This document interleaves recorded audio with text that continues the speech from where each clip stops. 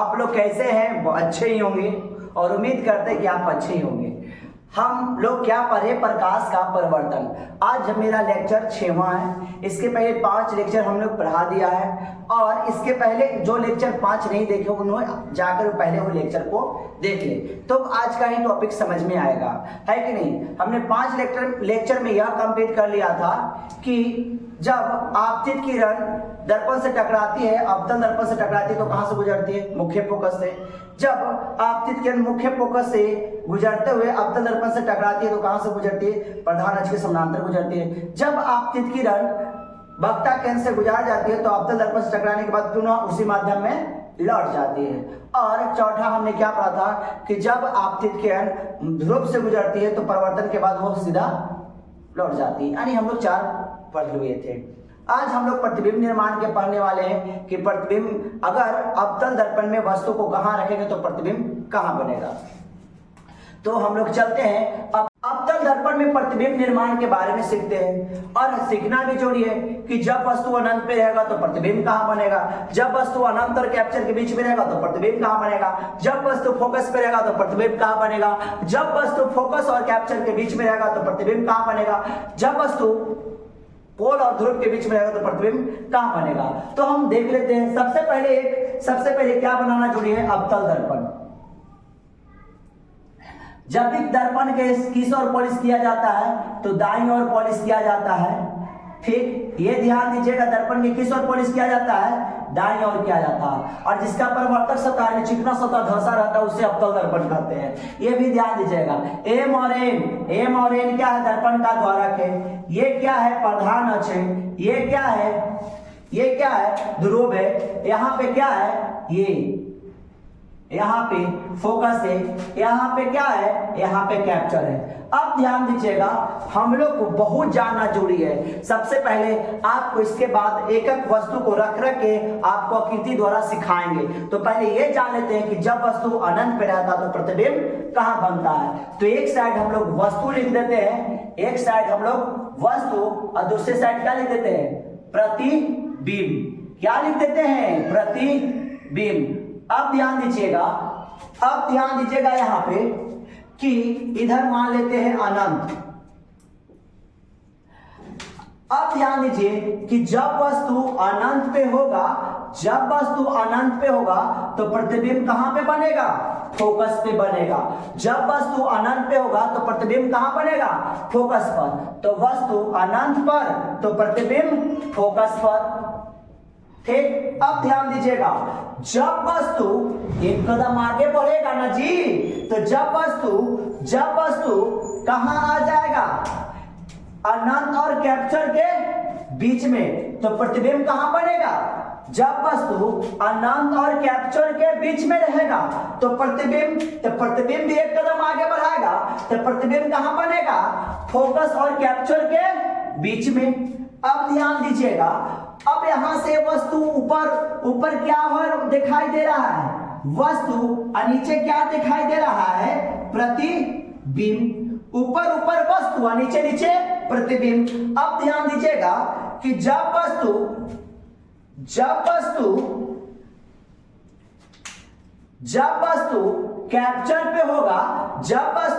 Capture पे होगा तो प्रतिबिंब कहां बनेगा?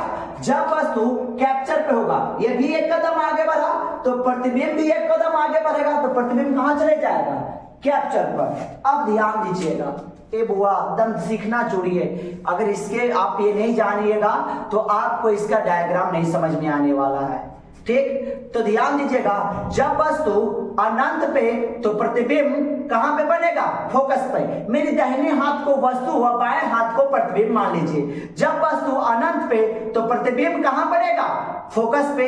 और एक कदम उधर से आगे बढ़ेंगे तो एक कदम आगे बढ़ेंगे तो अनंत और कैप्चर के बीच में, तो जब वस्तु अनंत और कैप्चर के बीच में तो प्रतिबिंब इधर से एक कदम भी आगे बढ़ेगा तो प्रतिबिंब कहां चल जाएगा? फोकस और कैप्चर के बीच में। यानी कहने का मतलब कि जब वस्तु अनंत और कैप्चर के बीच में तो प्रतिबिंब भी फोकस और कैप्चर के बीच में। जब वस्तु कैप्चर पे तो प्रतिबिंब भी कैप्चर पे। आपको याद हो गया होगा, जब वस्तु अनंत पे तो प्रतिबिंब फोकस पे, जब वस्तु अनंत और कैप्चर के बीच में तो प्रतिबिंब फोकस और कैप्चर के बीच में, जब वस्तु कैप्चर पे, तब प्रतिबिंब कैप्चर पे, यानी मेरा माथा क्या है, कैप्चर। आपको तो इतना 3 स्थितियां समझ में आ गई होगी।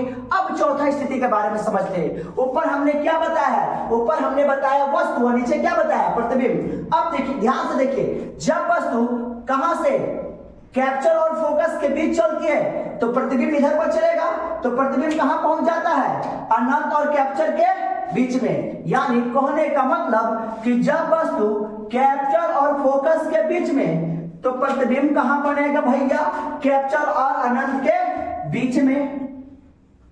अब ध्यान दीजिएगा, जब वस्तु फोकस पे, तो प्रतिबिंब कहां बनेगा, प्रतिबिंब चलाएगा अनंत पे। जब वस्तु फोकस पे, तो प्रतिबिंब कहां चलाएगा, अनंत पे। अब ध्यान दीजिएगा, लास्ट स्टेप, जब ये फोकस और ध्रुव के जब वस्तु रखा जाता है, जब वस्तु फोकस और ध्रुव के बीच में रखा जाता है, तो प्रतिबिंब कहां बनता है, दर्पण के अंदर। जब वस्तु को फोकस और ध्रुव के बीच रखा जाता है, तो प्रतिबिंब कहां बनता है, दर्पण के अंदर। अब ध्यान दीजिएगा, आपको इतना समझ में आ रहा है, नहीं आ रहा है तो एक और कहानी है जो रामायण से रिलेटेड है, उससे आपको रिलेटेड कहानी के थ्रू हम आपको बताने की कोशिश करते हैं। ध्यान दीजिएगा, इस कहानी के माध्यम से आपको ये पूरा पिक्चर समझ में आने वाला है। ध्यान दीजिएगा, आपने रामायण में सीता माँ का नाम तो सुना ही होगा और राम भगवान का नाम सुना ही होगा, क्योंकि ध्यान दीजिएगा, अब ध्यान दीजिए, जब सीता माँ का अपहरण रावण करके ले जाते रहता है, तो उस समय की कहानी के बारे में ये बताने की कोशिश कर रहे हैं। देखिए, जब राम भगवान हिरण की खोज में बड़ी दूर चले जाते हैं और सीता माँ पीछे रह जाती है, जिससे राम भगवान के लिए सीता माँ अनंत हो जाती है।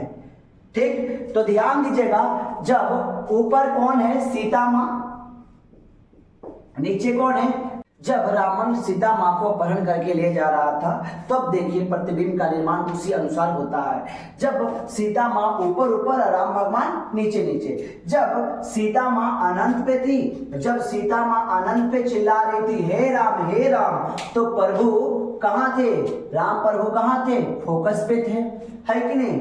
अब ध्यान दीजिए, सीता मैया का रथ एक कदम आगे बढ़ेगा, है कि नहीं, तो सीता माँ कहाँ चली आएगी, अनंत और कैप्चर के बीच, अनंत और कैप्चर के बीच। तो राम प्रभु भी खोजते हुए एक कदम आगे बढ़ेंगे, राम प्रभु कहाँ बढ़ेंगे, फोकस और कैप्चर के बीच। तो याद रखिएगा, जब वस्तु अनंत और कैप्चर के बीच होगा, तो प्रतिबिंब फोकस और कैप्चर के बीच बनेगा। जब सीता माँ एक कदम फिर आगे बढ़ाई, हे राम चिल्लाते हुए, तो सीता माँ कहाँ चली आई, कैप्चर पे। अब फिर राम प्रभु भी एक कदम आगे बढ़ाए, जब कहां थे, फोकस और कैप्चर के बीच में, तभी कहां पर आ गए, कैप्चर पे। यानी सीता माँ ऊपर चिल्ला रही है, हे राम, और राम भगवान हे सीते। सीता माँ वायु यात्रा और राम भगवान स्थल यात्रा कर रहे थे। अब उसके आगे बढ़ते, जैसे ही सीता माँ चिल्लाते हुए आगे बढ़ी, कहां, कैप्चर और फोकस के बीच में, तो राम भगवान भी एक कदम आगे बढ़ते गए। क्यों, क्योंकि राम भगवान सीता माँ से भी अच्छा प्यार करते थे। फिर राम भगवान एक कदम आगे बढ़ गए, वो कहाँ चले आए, कैप्चर और अनंत के बीच। और जैसे ही उसके बाद सीता माँ कहाँ चली गई, फोकस पर, तो राम भगवान कहाँ चले गए, सीता खोजते खोजते अनंत पर। अब ध्यान दीजिएगा, जब सीता माँ फोकस और ध्रुव के बीच जाती है, जब सीता माँ फोकस और ध्रुव के बीच जाती है, तो लंका का द्वार खुल जाता है और सीता माँ लंका के अंदर चली जाती है। इससे यह कहां से पता चलता है कि जब सीता माँ कहाँ थी, अनंत पे, तो उसका प्रतिबिंब कहाँ बन रहा था, फोकस पे। जब सीता माँ अनंत और कैप्चर के बीच में थी, जब सीता माँ अनंत और कैप्चर के बीच में थी, तो उसका प्रतिबिंब फोकस और कैप्चर के बीच में बन रहा था। जब सीता माँ कैप्चर पे थी, तो उसका प्रतिबिंब कहाँ बन रहा था, कैप्चर पे बन रहा था। जब सीता माँ कैप्चर और फोकस के बीच में थी, तो उसका प्रतिबिंब कहाँ बन रहा था, कैप्चर और अनंत के बीच में बढ़ रहा था। जब सीता माँ कहाँ थी? फोकस पे, तो उसका प्रतिबिंब कहाँ बढ़ रहा था? अनंत पे। जब सीता माँ फोकस और ध्रुव के बीच में थी तो प्रतिबिंब कहाँ बढ़ रहा था? दर्पण के अंदर। आपको ये कहानी समझ में आ रहा होगा। उसके बाद हम लोग चलते हैं प्रतिबिंब निर्माण में। देखिए सबसे पहला क्या कहता है कि जब वस्तु कहाँ रखा जाए, जब वस्तु अनंत पे रखा जाए तो प्रतिबिंब कहाँ बनेगा, जो ध्यान देखते हैं और सभी स्थितियों को रह देते हैं। आपको हमने बताया था 2-3 स्टेप हमने आपको बता दिया था। क्या बताया था? जो आपको याद रखना चाहिए। ये क्या है? ये अवतल दर्पण है और ये एम है और ये एन है। ध्यान दीजिएगा, ये ध्रुव है और ये क्या है? ये फोकस है। ये क्या है? कैप्चर है। जब प्रकाश की किरण प्रधान अक्ष के समानांतर आती है तो कहां से गुजरती है? मुख्य फोकस से गुजरती है। ये पहला हमने बताया था। दूसरा क्या बताया था? ध्यान दीजिएगा कि दूसरा क्या था जो ध्यान देना है? एम एन क्या है? दर्पण का द्वारा। अब ध्यान दीजिएगा, ये ध्रुव है, ये फोकस है और ये वक्ता केंद्र है। जब ध्यान दीजिएगा कि जब प्रकाश किरण मुख्य फोकस से गुजरती है तो अवतल दर्पण से टकराने के बाद प्रधान अक्ष के समानांतर गुजर जाती है। ठीक, ये भी सब ध्यान दीजिएगा। तीसरा क्या कह रहा है? तीसरा कह रहा है, ध्यान दीजिएगा बउआ इधर थोड़ा सा, ठीक ना। एम एन क्या है? दर्पण का द्वारक। ये क्या है? ये पी है, ध्रुव है, और ये क्या है? फोकस है, और ये क्या है? कैप्चर है। बोला गया है कि जब प्रकाश किरण वक्ता केंद्र से गुजरेगी तो दर्पण से टकराने के बाद पुनः उसी माध्यम में लौट जाएगी। इसी में से 2 किरण आरेख लेंगे। तो सबसे पहला क्या कहता है? ध्यान दीजिएगा, जब वस्तु अनंत पर हो, ये जब वस्तु अनंत पर हो तो प्रतिबिंब कहां बनेगा? प्रतिबिंब का आकार कैसा होगा? प्रतिबिंब की प्रकृति कैसी होगी? जो जान लेते हैं। तो सबसे पहले हम लोग अवतल दर्पण पढ़ रहे हैं तो अवतल दर्पण बनाने की कोशिश करते हैं। ध्यान दीजिएगा, ये अवतल दर्पण है और हम लोग अवतल दर्पण को क्या कर रहे हैं? पॉलिश कर रहे हैं, यानी रंग रहे हैं। ये एम हो गया, ये एन हो गया, और ए बीच से जो एक लकीर खींच दे रहे हैं उसको प्रिंसिपल एक्सिस या प्रधान अक्ष कहते हैं। यहाँ इसको पी कहते हैं, इसको यहाँ पे फोकस कहते हैं, यहाँ इसको क्या कहते हैं? कैप्चर कहते हैं। यानी ये भी ध्यान दीजिएगा कि वक्ता केंद्र और ध्रुव के मध्य में बीचों बीच जो रहता है वो क्या कहलाता है? फोकस कहलाता है। अब ध्यान दीजिए, अब हमने बोला है कि प्रतिबिंब निर्माण में कितने किरण आरेख गुजारने होंगे? तो प्रतिबिंब निर्माण में 2 किरण आरेख गुजारने होंगे। अब यहाँ पे ध्यान दीजिएगा, जब वस्तु कहाँ है? अनंत पर। जगह और छोड़ नहीं पता चला, अनंत पर है तो अनंत से आ रही है प्रकाश किरणें और अवतल दर्पण से टकराने के बाद कहां से गुजरेगी? अरे भैया मुख्य फोकस से गुजरेगी, है कि नहीं? एक किरण आरेख गुजार दिए, अब दूसरा किरण आरेख गुजारेंगे। दूसरा भी किरण आरेख कहां से आ रहा है? अनंत से आ रहा है। अनंत से आने को उपरांत अवतल दर्पण से टकराने के बाद कहां से होकर गुजरेगा? मुख्य फोकस से गुजरेगा। अब ध्यान दीजिएगा, तो हम कहेंगे कि जो वस्तु अनंत पे रखा रहता है उसका प्रतिबिंब कहां बनता है? फोकस पर। आप देखिए, वस्तु अनंत पे थी, उसका प्रतिबिंब कहां बना? फोकस पे। हमने भी पहले बता दिया था कि जब वस्तु अनंत पे रहेगा तो प्रतिबिंब कहां बनेगा? फोकस पे। तो ध्यान दीजिए कि प्रतिबिंब की स्थिति क्या होगी? तो प्रतिबिंब कहां बन रहा है? फोकस पर, यानी F पर या मुख्य फोकस पर। F पर या मुख्य फोकस पर। तो डायरेक्ट हम लिख देते हैं F पर यानी फोकस पर। फोकस पर। अब ध्यान दीजिएगा प्रतिबिंब का आकार कैसा होगा? प्रतिबिंब का आकार, तो देखिए प्रतिबिंब का आकार, देखिए वस्तु अनंत पे, जैसे में सूर्य भगवान दिखाई देते हैं। सूर्य भगवान हम लोग से कहा अनंतो दूर है, मगर उसका प्रतिबिंब कितना बनता है? छोटू सनी, है कि नहीं? बहुत छोटा। तो हम कह सकते हैं कि वस्तु से बहुत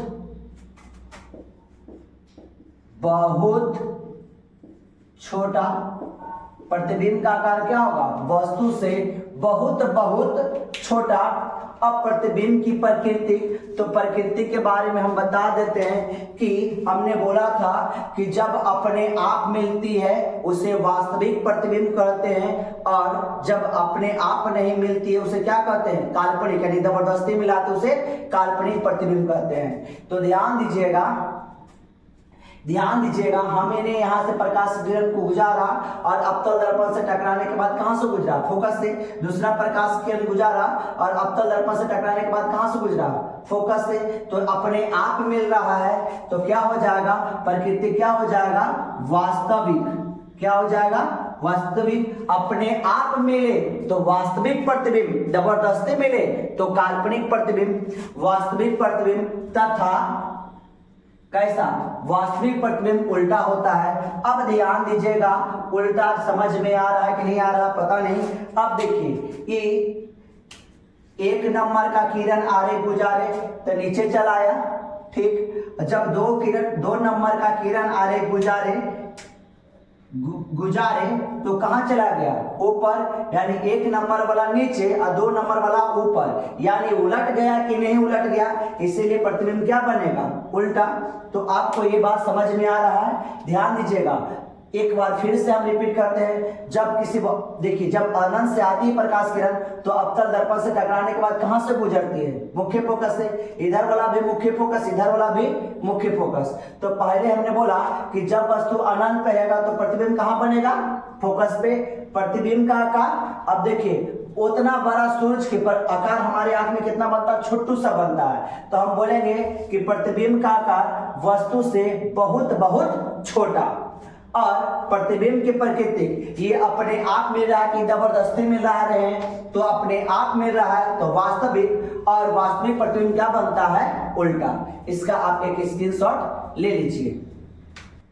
अब जब वस्तु C और अनंत और C के बीच हो, या C के परे का मतलब कौन सी, पीछे, C के पीछे हो, तो ध्यान दीजिएगा, सबसे पहले हम कौन सा दर्पण बनाएंगे, अवतल दर्पण बनाएंगे। अवतल दर्पण बना लेते हैं, और अवतल दर्पण बनाने के उपरांत ध्यान देते हैं, बन गया Mn दर्पण का द्वारक हो गया, है कि नहीं। और ये क्या है, ये प्रधान अक्ष है, ये P है यानी ध्रुव है, और यहाँ पे क्या है, ये फोकस है, और यहाँ पे क्या है, वक्ता केंद्र है। अब ध्यान दीजिएगा, जब वस्तु को हमने कहाँ बोला, अनंत और C के बीच या C के परे का मतलब कौन सी, पीछे। तो यहाँ पे वस्तु को रख दीजिए, यहाँ पे वस्तु को रख दीजिए। अब ध्यान दीजिएगा, यहाँ पे वस्तु को रख देंगे तो जब यहाँ से पहला किरण आरे गुजारेंगे तो इसका नाम भी दे देते हैं A और B। अब ध्यान दीजिएगा, जब यहाँ से किरण आरे गुजारेंगे तो अवतल दर्पण से टकराने के बाद कहाँ से जाके गुजरेगी, मुख्य फोकस से होके गुजरेगी, मुख्य फोकस से होके गुजरेगी। अब ध्यान दीजिएगा, अब दूसरा किरण आरेख कहां से गुजारेंगे, तो दूसरा किरण हमने बोला प्रतिबिंब निर्माण के लिए 2 किरण आरेख जोड़ी है, तो दूसरा किरण आरेख कहां से गुजारेंगे, तो दूसरा किरण आरेख वक्ता केंद्र से गुजार देंगे। तो वक्ता केंद्र से जैसे ही गुजारेंगे, वहां से गुजारने वाली किरण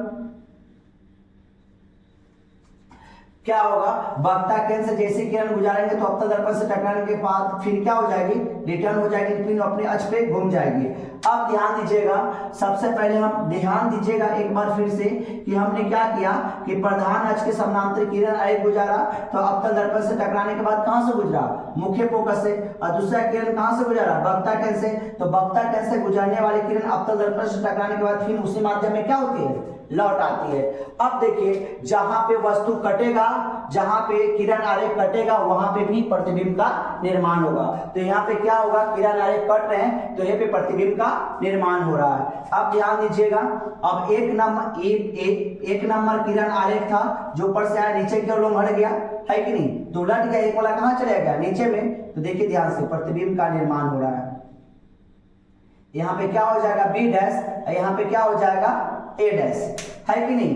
अब ध्यान दीजिएगा, यहाँ पे अपने आप कट रहा है। तो देखिए ध्यान दीजिएगा, हमने बताया था कि जब वस्तु अनंत और कैप्चर के बीच में होगा तो प्रतिबिंब कहाँ बनेगा, फोकस और कैप्चर के बीच में। जब वस्तु यहाँ पे मान लीजिए कि अनंत था, तो अनंत और कैप्चर के बीच में रखे थे, तो प्रतिबिंब कहाँ बन रहा है, फोकस और कैप्चर के बीच में बन रहा है कि नहीं बन रहा है। आपको ये समझ में आ रहा है कि जब वस्तु अनंत और कैप्चर के बीच में होगा तो प्रतिबिंब कहाँ बनेगा, फोकस और कैप्चर के बीच में। तो ध्यान दीजिए प्रतिबिंब की स्थिति, प्रतिबिंब कहाँ बना, तो प्रतिबिंब कहाँ बना, यानी फोकस और कैप्चर के बीच में, फोकस और कैप्चर के बीच में। प्रतिबिंब का आकार, वस्तु इतना बड़ा तो प्रतिबिंब इतना गो, है कि नहीं, वस्तु इतना बड़ा तो प्रतिबिंब इतना गो।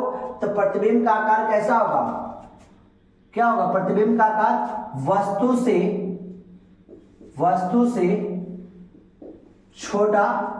अब प्रतिबिंब की प्रकृति, अगर हम यहाँ किरण, दो किरण आरेख के गुजारे हैं तो किरण आरेख अपने आप मिला है कि जबरदस्ती मिला है, तो दोनों किरण आरेख अपने आप मिला है, तो क्या हो जाएगा, किरण आरेख अपने आप मिलता है तो कौन सा प्रतिबिंब होता है, वास्तविक। अपने आप मिल गया है तो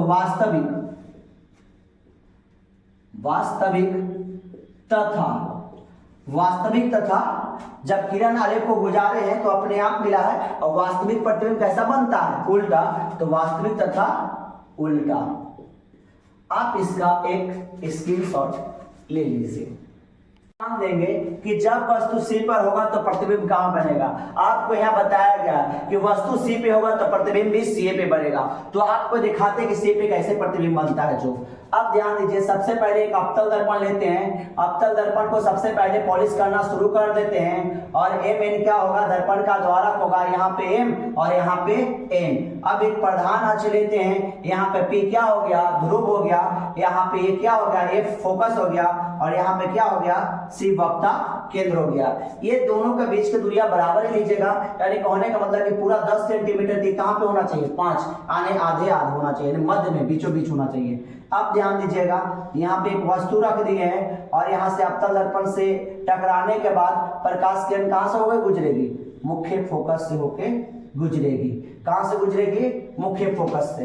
अब दूसरा किरण आरेख कैसे गुजार सकते हैं, क्योंकि वक्ता किरण से तो गुजार नहीं सकते हैं, तो क्या कहेंगे कि दूसरा किरण मुख्य फोकस को टारगेट करते हुए अवतल दर्पण से टकराने के बाद क्या होगी, प्रधान अक्ष के समानांतर निकलेगी। किसके समानांतर निकलेगी, प्रधान अक्ष के समानांतर निकलेगी। अब वस्तु का नाम तो दिया नहीं, वस्तु का नाम क्या है, ए बी। अब ध्यान दीजिएगा, अब हमने बोला है कि जब वस्तु, देखिए कट कहां रहा है, वक्ता केंद्र के सामने। वक्ता केंद्र के सामने कट रहा है कि नहीं कट रहा है, तो वक्ता केंद्र के सामने कट रहा है। यहाँ पे देखिए जितना बड़ा वस्तु उतना बड़ा ही क्या बन रहा है, प्रतिबिंब। इसको क्या कह देंगे, बी डैश, यहाँ पे क्या हो जाएगा, ए डैश। हमने बोला था कि जब वस्तु कहाँ होगा, वक्ता केंद्र पे होगा तो प्रतिबिंब कहाँ बनेगा, वक्ता केंद्र पे। बन रहा है कि नहीं बन रहा है, तो अब ध्यान दीजिए, तो अब यहाँ पे प्रतिबिंब की स्थिति कहाँ होगी, तो प्रतिबिंब की स्थिति पे कहाँ होगी, सी पर होगी। कहाँ पे होगा, सी पर होगा, ठीक, यानी वक्ता केंद्र पे होगा। प्रतिबिंब का आकार क्या होगा, अब देखिए जितना बड़ा वस्तु उतने बड़ा क्या है, प्रतिबिंब। तो क्या होगा, वस्तु के बराबर क्या है, प्रतिबिंब बन रहा है। अब ध्यान दीजिएगा, प्रतिबिंब की प्रकृति हमने क्या है कि दो किरण आरेख गुजारे, क्या दोनों को जबरदस्ती मिला है कि अपने आप मिला है, जबरदस्ती मिला है कि अपने आप मिला है, नहीं, जबरदस्ती नहीं मिला है, अपने आप मिला है। तो अपने आप मिलेगा तो प्रतिबिंब क्या होगा, वास्तविक। तो क्या लिख देंगे, वास्तविक तथा, है कि नहीं। और वास्तविक प्रतिबिंब हमेशा क्या होता, उल्टा कि सीधा, तो उल्टा। क्या आपको समझ में आ रहा है, हमने आपको बोला था कि नहीं बोला था कि जब वस्तु सी पे रहेगा तो प्रतिबिंब कहां बनेगा, अनंत पे। वस्तु को रखा हमने सी पे तो प्रतिबिंब कहां बना, सी पे बना, है कि नहीं। चलिए इसका आप एक स्क्रीनशॉट ले लीजिए। जब वस्तु सी और एफ के बीच हो, तो जब वस्तु सी और एफ के बीच हो तो प्रतिबिंब कहां बनेगा, सी और अनंत के बीच। अब ध्यान दीजिएगा, जब वस्तु C और F के बीच हो तो प्रतिबिंब कहाँ बनेगा, C और अनंत के बीच। अब सबसे पहले क्या कर लेते हैं, अवतल दर्पण का निर्माण कर लेते हैं, ध्यान से देखते हैं। तो सबसे पहले अवतल दर्पण बनाने की कोशिश करते हैं। अवतल दर्पण बन गया, यहाँ पे M और यहाँ पे N। अब ध्यान देते हैं, अब एक प्रधान अक्ष खींच लेते हैं और यहाँ पे इसको क्या बोलते हैं, ध्रुव बोलते हैं। यहाँ पे कुछ दूरी पे क्या बोलते हैं, मुख्य फोकस बोलते हैं। इसको क्या बोलते हैं, वक्ता केंद्र बोलते हैं। और अब हम लोग वस्तु को कहाँ रखेंगे, C और F के बीच। तो C और F के बीच रख देते हैं, C और F के बीच रख देते हैं। तो प्रकाश देखिए, अब यहाँ से एक समानांतर किरण गुजारेंगे प्रधान अक्ष के समानांतर, और टकराने के बाद कहाँ से गुजरेगी, मुख्य फोकस से। कहाँ से गुजरेगी, मुख्य फोकस से। अब ध्यान देते हैं, तो एक किरण गुजार दिए हैं। अब दूसरा किरण आरेख कहाँ से कैसे गुजारेंगे, अब ध्यान दीजिएगा। दूसरा किरण आरेख मुख्य फोकस को टारगेट करते हुए, और क्या करेंगे, इसको गुजार देंगे। तो जब प्रकाश किरण मुख्य फोकस को टारगेट करके अवतल दर्पण से टकरा के गुजरती है तो क्या होती है, प्रधान अक्ष के समानांतर निकल जाती है, प्रधान अक्ष के समानांतर निकल जाती है। अब देखिए एक और मिस्टेक हो गया कि हमने वस्तु का नाम नहीं रखा, A और B। अब ध्यान दीजिए, अब यहाँ पे आके मिल रही है कि नहीं, मिल रही है। तो ध्यान दीजिएगा, यह जहां पे मिलेगी वहीं पे प्रतिबिंब का निर्माण होगा। तो यहाँ पे आके मिले तो यहीं पे प्रतिबिंब का निर्माण होगा। अब देखिए, ऊपर वाला सिरा था जो उलट के नीचे आ गया, तो क्या हो जाएगा, A डैश, और ये क्या हो जाएगा, B डैश। तो हमने आपको क्या बोला था कि जब वस्तु और C और F के बीच में होगा तो प्रतिबिंब कहाँ बनेगा, C और अनंत के बीच। तो देखिए, तो प्रतिबिंब C और अनंत के बीच बन रहा है कि नहीं बन रहा है, इधर अनंत ही है ना, है कि नहीं। अब वस्तु कहाँ रखे, C और F के बीच। तो प्रतिबिंब की स्थिति क्या होगी, प्रतिबिंब की स्थिति C तथा अनंत के बीच, यानी कोहे का मतलब कि ब्रैकेट लगा के बता दूं कि प्रतिबिंब कहाँ बन रहा है, C के पौरे का मतलब कौन सी, पीछे। तो C के पीछे प्रतिबिंब ना बन रहा है। अगर किताब में दे रहेगा कि जब वस्तु कहाँ हो, कैप्चर और फोकस के बीच में हो तो प्रतिबिंब कहाँ बनेगा, तो C तथा अनंत के बीच में ना दे रहेगा तो वहां की जगह पे क्या दे रहेगा, C के परे दे रहेगा। तो आप उस पर क्लिक करेंगे। अब प्रतिबिंब का आकार क्या है, अगर वस्तु इतना बड़ा और प्रतिबिंब इतना बड़ा, वस्तु इतना गो प्रतिबिंब इतना गो, तो क्या प्रतिबिंब का आकार क्या है, वस्तु से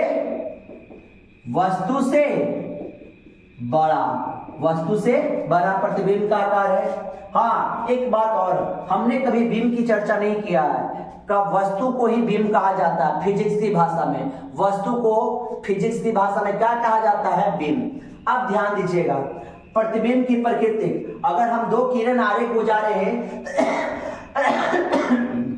जब हम दो किरण आरेख गुजारे हैं तो क्या दोनों किरण आरेख को जबरदस्ती मिलाए हैं कि अपने आप मिला है, तो दोनों किरण आरेख अपने आप मिला है। तो अपने आप मिलेगा तो कौन सा प्रतिबिंब अपने आप मिलेगा, तो वास्तविक प्रतिबिंब होगा।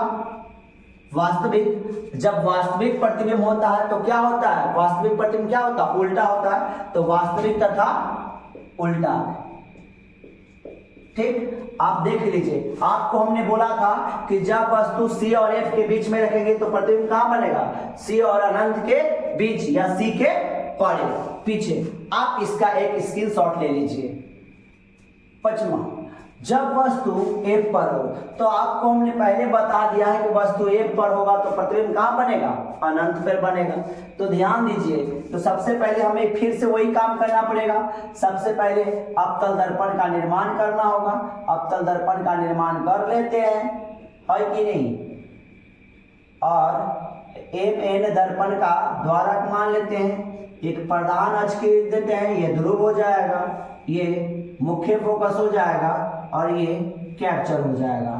अब हम जब वस्तु को हम कहाँ पे रखते हैं, अनंत पर, जब वस्तु को मुख्य फोकस पर रखते हैं तो ये वस्तु ए बी है, ठीक, और यहाँ से एक प्रकाश किरण गुजारेंगे और प्रकाश किरण गुजारने के बाद वह कहाँ से टकराने के बाद कहाँ से होकर गुजरेगी, मुख्य फोकस से होकर गुजरेगी।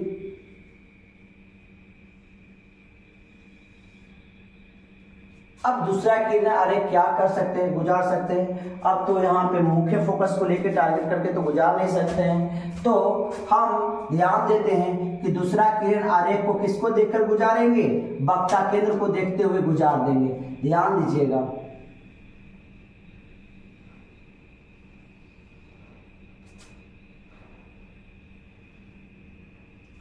अब ध्यान दीजिएगा, वक्ता केंद्र को देखते हुए गुजार रहे।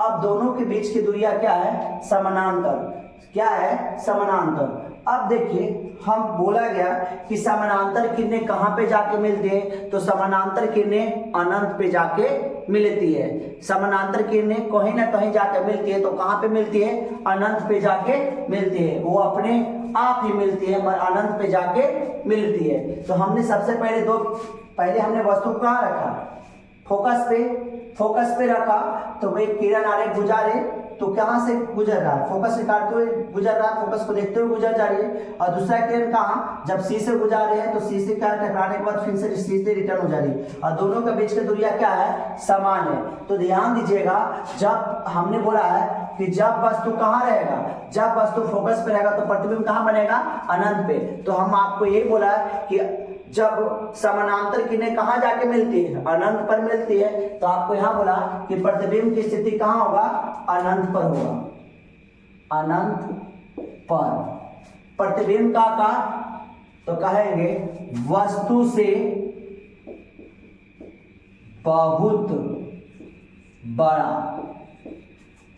बहुत बड़ा लिख दीजिए, वस्तु से बहुत बड़ा, है कि नहीं। अब ध्यान दीजिए, हमारी ध्यान दीजिए, कल सोचिए डायरेक्टली कि जब उतना बड़ा सूरज हमारी आंख पे इतने को बनता है, तो हमारे ध्यान दीजिएगा, जब वस्तु हमारे आंख पे इतने को बन रहा होगा तो कितना बड़ा उसका प्रतिबिंब होगा, है कि नहीं। तो ध्यान दीजिएगा कि जब वस्तु इतना होगा तो उसका प्रतिबिंब बहुत बड़ा बनेगा, है कि नहीं। और जब वस्तु उतना बड़ा था तो प्रतिबिंब इतनी को बन रहा था कि नहीं बन रहा था, तो ये दिमाग में इमेजिन करना है। तो ध्यान दीजिएगा, तो प्रतिबिंब की प्रकृति, तो ये समानांतर किरणें अपने आप कहाँ जाके मिलती है, अनंत पे जाके मिलती है, तो अपने आप मिलती है, तो अपने आप मिलेंगे तो क्या हो जाएगा, वास्तविक। और वास्तविक प्रतिबिंब कैसा होता है, वास्तविक प्रतिबिंब कैसा होता है, उल्टा होता है। तो वास्तविक तथा उल्टा। आप इसका एक स्क्रीनशॉट ले लीजिए। अब छठा देखते हैं कि जब वस्तु F और P के बीच में हो तो प्रतिबिंब कहाँ बनेगा। तो जब वस्तु F और P के बीच में होता है तो प्रतिबिंब कहाँ बनता है, दर्पण के अंदर। देखते हैं वास्तव में बनता है कि नहीं बनता है, कि हम ऐसे ही लिख दिए हैं, देख लेते हैं। ये अवतल दर्पण है, इसको पॉलिश कर रहे हैं, AgBr सिल्वर ब्रोमाइड का चून चढ़ा रहे हैं, M है, N है, Mn दर्पण का द्वारक है, ये प्रधान अक्ष है, ये P है यानी ध्रुव है, ये क्या है, फोकस है, ये क्या है, वक्ता केंद्र है। जब वस्तु को हम यहाँ रखेंगे, इसके बीच रखेंगे, तो ये टकराने के बाद कहाँ से होकर गुजरेगा, मुख्य फोकस से। ठीक। अब दूसरा किरण आरेख गुजारेंगे, दूसरा किरण आरेख गुजार देंगे। दूसरा किरण आरेख कहाँ से गुजारेंगे, अब तो दूसरा किरण आरेख गुजारने का एक ही ऑप्शन बच रहा है, कहाँ से गुजारेंगे, सी से। अब सी से गुजारेंगे तो ध्यान दीजिएगा,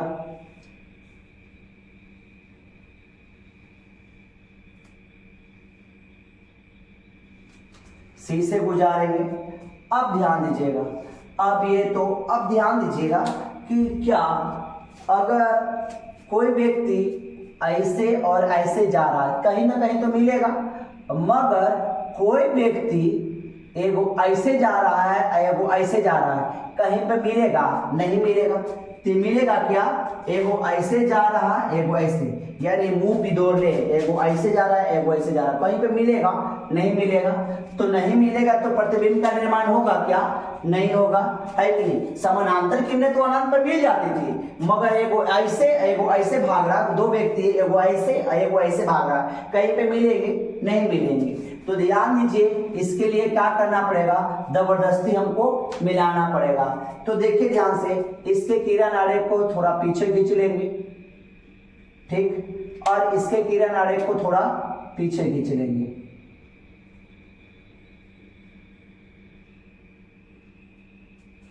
यहां पे जाके मिल जाएगा। अब ध्यान दीजिएगा, ये प्रतिबिंब, इसका तो नाम नहीं दिए थे वस्तु का, ए और बी, तो यहाँ पे ए वाला ए था तो यहाँ पे क्या हो जाएगा? ए डैश, यहाँ पे बी था तो यहाँ पे क्या हो जाएगा? B dash. अब ध्यान दीजिएगा, जैसे वस्तु हो वैसा उसका प्रतिबिंब बना है। उल्टा है क्या? नहीं, ऊपर ए है तो ऊपर ही ए है, नीचे बी है तो नीचे ही बी है। अब ध्यान दीजिएगा, तो हमने बोला था कि जब वस्तु P, F और P के बीच होगा तो प्रतिबिंब कहां बनेगा? दर्पण के अंदर। क्या दर्पण के अंदर प्रतिबिंब बन रहे हैं? बन रहे हैं। तो देखिएगा, प्रतिबिंब की स्थिति क्या लिखेंगे? दर्पण के अंदर या दर्पण के पीछे। दर्पण के अंदर प्रतिबिंब का आकार क्या होगा? वस्तु से बड़ा, वस्तु से बड़ा, है कि नहीं? प्रतिबिंब की प्रकृति, अगर हमने दो किरण आरेख गुजारे, वो कहीं नहीं मिले तो हमको क्या करना पड़ा? इनके साथ जबरदस्ती करना पड़ा, क्योंकि हम इसको जबरदस्ती करके टूटी रेखा द्वारा मिला रहे हैं। तो जब जबरदस्ती करते हैं तो प्रतिबिंब क्या बनता है? काल्पनिक। और काल्पनिक प्रतिबिंब क्या होता है? सीधा, है कि नहीं? सीधा, ऊपर है तो ऊपर ही ए डैश, नीचे भी तो नीचे ही बी डैश, है कि नहीं? तो ये क्या बनेगा? ये काल्पनिक या आभासी, दोनों का मतलब एक ही होता है। काल्पनिक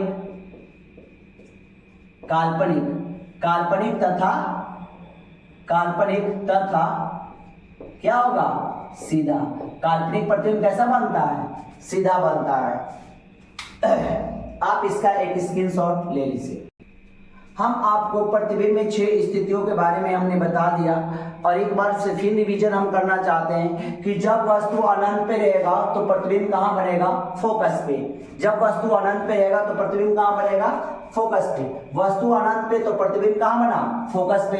जब वस्तु अनंत और कैप्चर के बीच में रहेगा तो प्रतिबिंब कहां बनेगा? फोकस और कैप्चर के बीच में। बन रहा है कि नहीं बन रहा है? जब वस्तु कैप्चर पे रहेगा तो प्रतिबिंब कहां बनेगा? कैप्चर पे बनेगा। यानी जैसे जैसे एक कदम आगे बढ़ते जाएंगे वस्तु का, तो प्रतिबिंब भी उल्टे कदम पीछे की ओर भागते जाएगा। अब ध्यान दीजिएगा, जब वस्तु कैप्चर और फोकस के बीच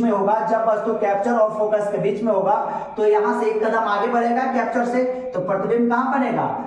कैप्चर और अनंत के बीच में। जब वस्तु फोकस पे होगा तो प्रतिबिंब तो यहाँ पे था, एक कदम आगे बढ़ के कहां चला जाएगा? अनंत पे चला जाएगा। जब वस्तु फोकस और पोल के बीच में होगा तो प्रतिबिंब कहां बनेगा? दर्पण के अंदर। ये आपको 6 स्थितियां मस्ट बी इंपॉर्टेंट प्रतिबिंब निर्माण के लिए। और आपको अब यह वीडियो कैसा लगा, हमें कमेंट बॉक्स में कमेंट करके बताएं। हमारे वीडियो को लाइक और चैनल को सब्सक्राइब कर दें।